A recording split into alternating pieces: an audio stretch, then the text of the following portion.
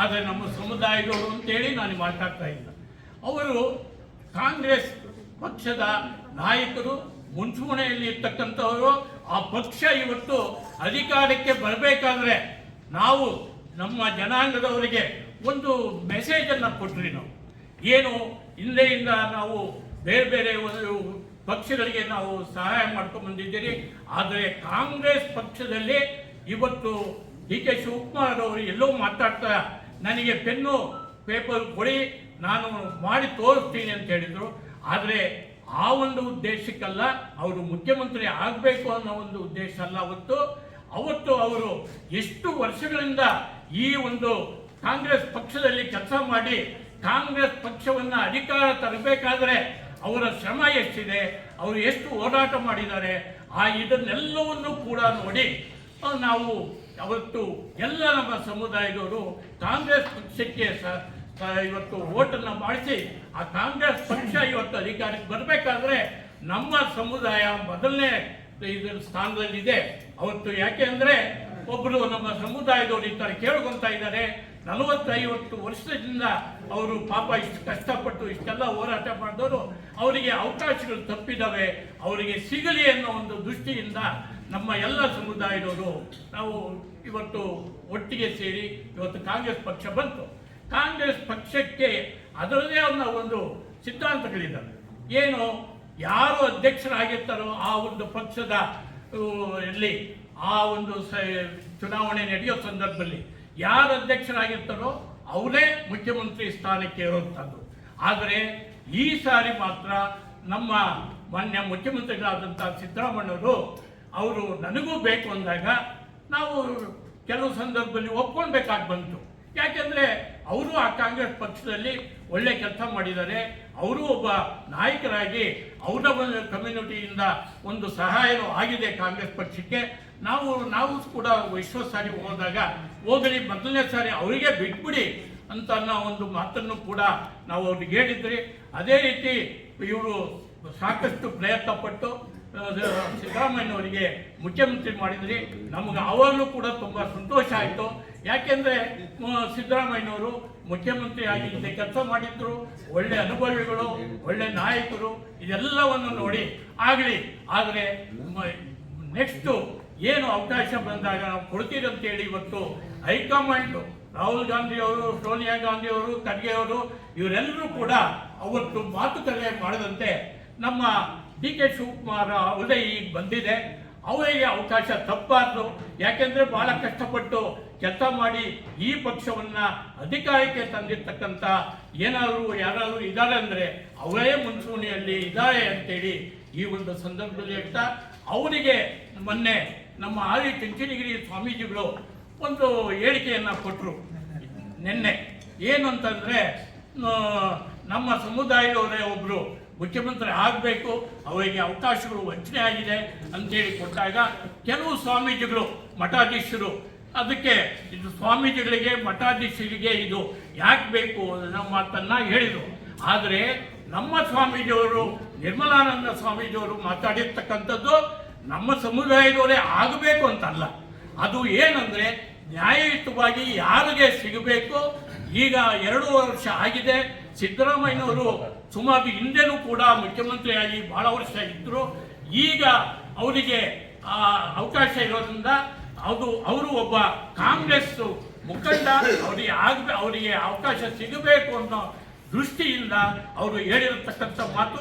ಇದಕ್ಕೆ ಬೇರೆ ಯಾವ ಮಠಾಧೀಶರು ಕೂಡ ಇದಕ್ಕೆ ವಿರೋಧ ಮಾಡತಕ್ಕಂಥದ್ದಲ್ಲ. ಅವರು ನಾಯಕರು ಯಾರಾದ್ರೂ ಆಗಬೇಕಾದ್ರೆ ಮಠಾಧೀಶರು ಸುಮ್ಮನೆ ಕೂತ್ಕೊಂತಿದ್ರೆ ಅವರು ಕೂಡ ಮಾತಾಡ್ತಾರೆ.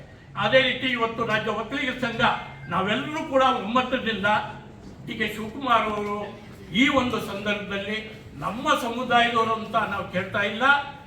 ಕಾಂಗ್ರೆಸ್ ಪಕ್ಷದ ಧುರೀಣ ನಾಯಕರು ಕಾಂಗ್ರೆಸ್ ಪಕ್ಷ ಮುಂದೆ ಬರಬೇಕಾದ್ರೆ ಅವರ ಅವಶ್ಯಕತೆ ನಿಮಗಿದ್ದರೆ ಏನು ಡಿ ಕೆ ಶಿವಕುಮಾರವನ್ನ ಈ ಸಂದರ್ಭದಲ್ಲಿ ಅವರು ಎಲ್ಲ ನೀವು ಹೇಳೋದಂತ ಎಲ್ಲ ಕೇಳ್ಕೊಂಡು ಬಂದಿದ್ದಾರೆ. ಅವರು 2 ವರ್ಷ ಕಾದಿದ್ದಾರೆ. ಈಗ ಅವರಿಗೆ ಅವಕಾಶ ಮಾಡಿಕೊಡ್ಬೇಕು. ಅದಕ್ಕೆ ನಾವು ಎಲ್ಲರೂ ಕೂಡ ನಮ್ಮ ಸಮುದಾಯದವರು ಅವರ ಪರ ನಿಂತಿದ್ದೇವೆ, ಅವರ ಪರವಾಗಿ ನಾವು ಹೋರಾಟ ಮಾಡೋಕ್ಕೂ ನಾವು ಸಿದ್ಧರಾಗಿದ್ದೇವೆ ಅನ್ನೋ ಒಂದು ಮಾತು ಹೇಳಿ ಇಡೀ ಸಮಯ ಅವರ ಪರವಾಗಿದೆ. ಆದರೆ ಇವತ್ತು ಡಿ.ಕೆ. ಶಿವಕುಮಾರ್ ಅವರು ಮುಖ್ಯಮಂತ್ರಿ ಆದರೆ ನಾವು ಬಹಳ ಸಂತೋಷ ಪಡ್ತೇನೆ.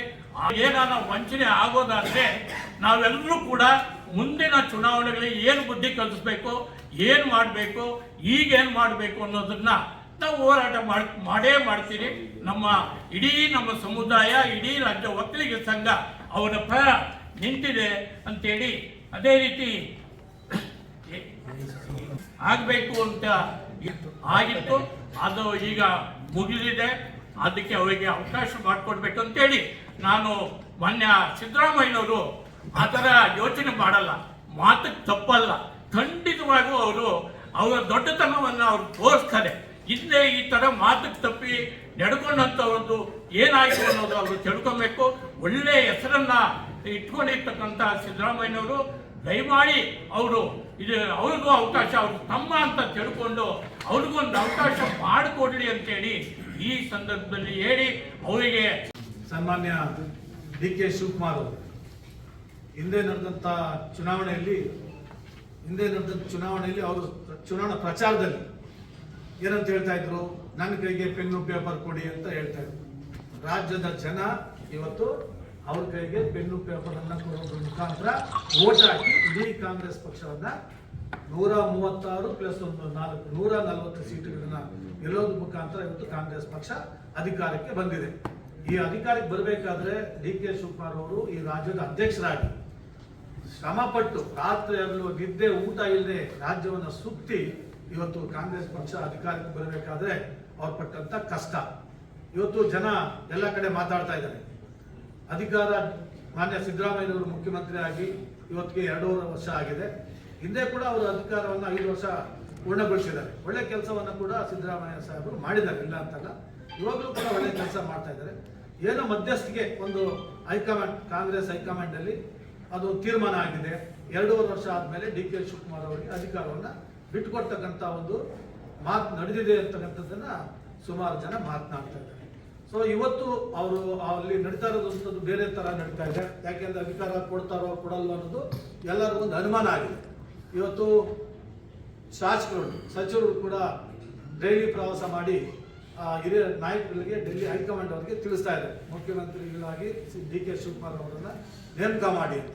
ಇವತ್ತು ನಾವು ಕೂಡ ಏನು ರಾಜ್ಯ ಒಕ್ಕಲಿಗ ಸಂಘ ಏನಿದೆ, ಇವತ್ತು ನಾವು ಹೇಳಬೇಕಾಗಿದೆ. ಇವತ್ತು ಅವರು ಪಟ್ಟಂತ ಕಷ್ಟಕ್ಕೆ, ಅವ್ರು ಪಟ್ಟಂತ ಕೆಲಸ ಮಾಡಿದಂಥ ಕೆಲಸಕ್ಕೆ ಕೂಲಿ ಕೊಡಿ, ಅವ್ರಿಗೆ ಕೂಲಿ ಕೊಡಿ ಸಾಕು. ಯಾಕೆ ಅಂತಂದ್ರೆ ಅವ್ರಿಗೂ ಒಂದು ಆಸೆ ಇದೆಯಲ್ಲ, ರಾಜ್ಯದ ಮುಖ್ಯಮಂತ್ರಿ ಆಗ್ಬೇಕು ಅನ್ನೋ ಆಸೆ ಇರ್ತಾ ಇತ್ತಲ್ಲ, ಕೊಟ್ಟ ಮಾತಂಗೆ ನಡ್ಕೊಬೇಕು ಅಂತೇಳಿ ನಾವೆಲ್ಲ ಏನು ನಿರ್ದೇಶಕರಿದ್ದೀವಿ ರಾಜ್ಯ ಒಕ್ಕಲಿಗ ಸಂಘದ ಪರವಾಗಿ ಅವರ ಹೈಕಮಾಂಡ್ಗೆ ನಾವು ಆಗ್ರಹವನ್ನ ಈ ಒಂದು ಸಂದರ್ಭದಲ್ಲಿ ನಾನು ಮಾಡಲಿಕ್ಕೆ ಇಚ್ಛೆ ಪಡ್ತಾ ಇದ್ದೇನೆ. ಯಾಕೆ ಅಂತಂದ್ರೆ ಡಿ.ಕೆ. ಇವತ್ತು ಈ ನಮ್ಮ ರಾಜ್ಯನೇ ಅಲ್ಲ, ಹೊರ ರಾಜ್ಯಗಳಲ್ಲೂ ಕೂಡ ಹೋರಾಟ ಮಾಡಿ ಅಲ್ಲಿ ಪಕ್ಷ ಸಂಘಟನೆ ಮಾಡಿ ಸರ್ಕಾರ ಬರೋದಕ್ಕೆ ಅವರು ಹೋರಾಟ ಮಾಡಿದ್ದಾರೆ, ಶ್ರಮ ಪಟ್ಟಿದ್ದಾರೆ. ಈ ವಿಚಾರದಲ್ಲಿ ಕೂಡ ಜೈಲನ್ನು ಕೂಡ ಅನುಭವಿಸಿದ್ದಾರೆ. ಅಂತ ಒಂದು ಪಕ್ಷದ ಕಟ್ಟಾಳು, ಶಿಸ್ತಿನ ಸಿಪಾಯಿ ಇವತ್ತು ಡಿ.ಕೆ. ಶಿವಕುಮಾರ್ ಇದ್ದಾರೆ. ಅವರಿಗೆ ಅನ್ಯಾಯ ಆಗಬಾರ್ದು, ಯಾವುದೇ ರೀತಿ ಮೋಸ ಆಗಬಾರ್ದು.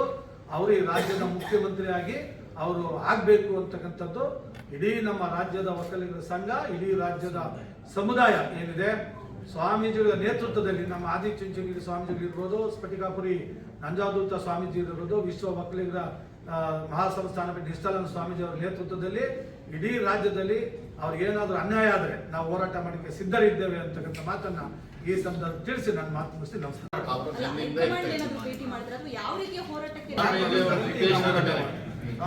ಮಾರ್ಗದರ್ಶನದಲ್ಲಿ ಹೋರಾಟ ಮಾಡಿ ಅವರವರ ಸಮುದಾಯದ ಸ್ವಾಮೀಜಿಗಳು ಅವರವರ ಪರವಾಗಿ ಮಾತಾಡ್ತಾರೆ, ಏನ್ ಮಾಡ್ಲಿಕ್ಕೆ ಆಗಲ್ಲ.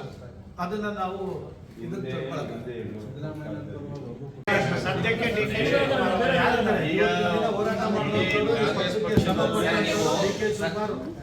ಸರ್ ನೀವು ಡಿ.ಕೆ. ಶಿವಕುಮಾರ್ ಬೆಂಬಲಿತ ಎಲ್ಲ ಅರ್ಹತೆ ಹೊಂದಿರತಕ್ಕಂಥವ್ರು, ಎಲ್ರಿಗೂ ಕಾಣ್ತಕ್ಕಂಥವ್ರು ಕಾಂಗ್ರೆಸ್ ಪಕ್ಷದ ಅಧ್ಯಕ್ಷರವರು ನಾಯಕರನ್ನ ಇಬ್ಬರಲ್ಲೇ ಆಯ್ಕೆ ಅಂತ ಹೇಳಿದ್ದಾರೆ. ಆ ಹೆಸರುಗಳು ಮಾಧ್ಯಮದಲ್ಲಿ ಬಂದಿಲ್ಲ.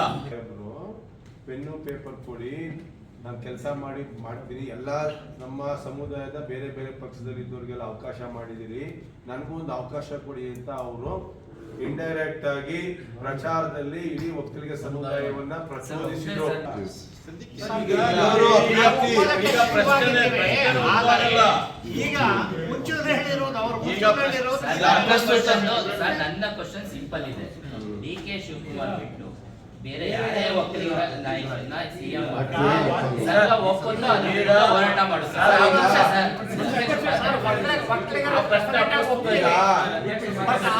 ಪ್ರಶ್ನೆ ಇಲ್ಲಿ ಉದ್ಭವವಾಗಿಲ್ಲ. ನಾವು ಒಕ್ಕಲಿಗರು ಶಿವಕುಮಾರ್ ಅವ್ರನ್ನ ಹೊರತುಪಡಿಸಿ ಬೇರೆ ಒಕ್ಕಲಿಗರನ್ನ ಮಾಡಿದ್ರೆ ಪರವಾಗಿಲ್ಲ ಒಪ್ಕೊಳ್ತೀರ ಅಂತ ಅನ್ನತಕ್ಕಂಥ ನಿಮ್ಮ ಪ್ರಶ್ನೆಗೆ ಯಾರು ಬೇರೆ ಒಕ್ಕಲಿಗರು ಕೇಳ್ತಾ ಇಲ್ಲ. ಮುಖ್ಯಮಂತ್ರಿ ಸ್ಥಾನ ಕೇಳ್ತಾ ಸರ್, ನಾನು ಹೇಳ್ತಿರೋದು ಹೈಕಮಾಂಡ್ ಡಿಸೈಡ್ ಮಾಡಿ ಯಾರು ಒಕ್ಕಲಿಗರ ನಾಯಕರನ್ನ ಕರ್ಕೊಂಡ್ಬಂದು ಸಿಎಂ ಪೋಸ್ಟಿಗೆ ಕೂರಿಸಿದ್ರೆ ನೀವು ಒಪ್ಪಿದ್ರೆ ಅದು ಹೋರಾಟ ಮಾಡ್ತಾರೆ. ಅವಶ್ಯಕತೆ ಇಲ್ಲ. ಈಗ ಶಿವಕುಮಾರೇ ಆಗ್ಬೇಕು ಅಂತ ಅವ್ರಾಗಿಲ್ಲ ಅಂದ್ರೆ ಹೋರಾಟ ಮಾಡ್ತಾರೆ. ನಾವು ಬೇರೆ ಒಕ್ಕಲಿಗರ ನಾಯಕರು ಕೊಟ್ಟರು ನೀವು ಹೋರಾಟ ಮಾಡ್ತೀರಾ? ಬೇರೆ ಒಕ್ಕಲಿಗರ ಪ್ರಶ್ನೆ ಅಲ್ಲ. ಅವಶ್ಯಕತೆ ಇಲ್ಲ. ಹಿಂದೆ ಅಧಿಕಾರಕ್ಕೆ ಬಂದಾಗ ಡಿ ಕೆ ಶಿವಕುಮಾರ್ಗೆ ಮಾತು ಕೊಟ್ಟಿದ್ದವರು 2 ವರ್ಷಗಳ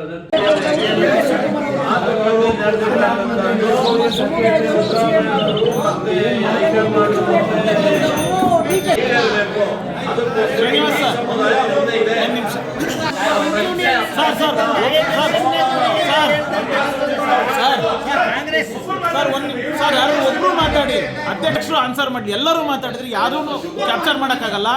ಸರ್ ಅವ್ರ ಪ್ರಶ್ನೆ ಅಧ್ಯಕ್ಷ ಕೇಳ್ತಾರೆ, ಸುಮ್ಮನೆ ಸರ್ ಒಪ್ಪಲ್ವಾ? ನೀವು ಆಸ್ ಎ ಅಧ್ಯಕ್ಷರಾಗಿ ನೀವು ಹೇಳಿ ಸರ್, ನಿಮ್ಮ ಒಪಿನಿಯನ್ ಹೇಳಿ ಸರ್. ನೀವು ಹೇಳಿದ್ರೆ ಇಡೀ ಸಮುದಾಯ ಹೇಳ್ದಂಗೆ ಹೇಳಿ ಸರ್. ಪ್ರಶ್ನೆ ಉದ್ಭವ ಆದಾಗ ಅದನ್ನ ತೀರ್ಮಾನ ಮಾಡ್ತೀವಿ. ಅಂದಾಗ ತೀರ್ಮಾನ ಇಲ್ಲ. ಈ ಸಮಾಜಕ್ಕೆ ಡಿ ಕೆ ಶಿವಕುಮಾರ್ ಅವರೇ ಮುಖ್ಯಮಂತ್ರಿ. ಇಲ್ಲಿ ಇನ್ನೊಂದು ಪ್ರಶ್ನೆ ಅಂತ ಹೇಳಿದೆ. ಇಲ್ಲಿ ಪೀಠದವರು ನೇರವಾಗಿ ಸ್ವಾಮೀಜಿಗಳು ನೇರವಾಗಿ ರಾಜಕೀಯಕ್ಕೆ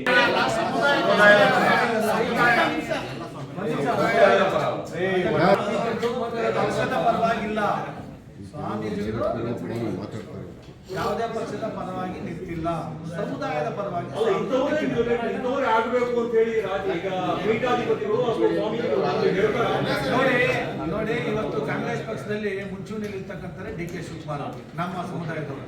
ಅದ್ ಬಿಟ್ಟರೆ ಬೇರೆ ಯಾರು ಮುಂಚೂಣಿಯಲ್ಲಿ ಇಲ್ಲ. ಈಗಲೂ ಮಾಡ್ತೀವಿ, ಮುಂದಿನ ಕೂಡ ಮಾಡ್ತೀವಿ.